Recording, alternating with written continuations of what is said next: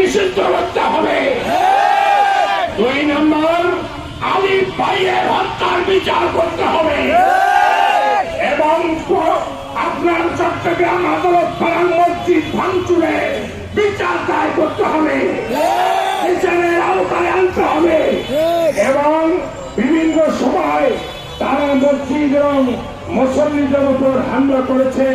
এই বিষয়গুলো আমল নিয়ে অন্তর্বর্তী সরকার যদি এটার বিচার না করে তাহলে ইসকন বাংলাদেশের যে সম্প্রীতি আছে এই সম্প্রীতি প্রতিষ্ঠা করার জন্য চক্রান্ত হচ্ছে।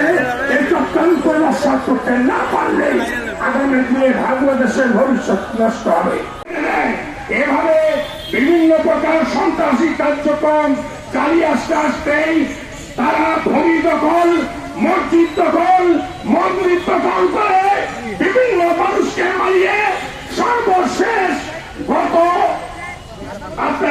গত মাসে আপনার চট্টগ্রামের আদালতে আমার ভাই আরিফুল ইসলাম আলিফ ভাইকে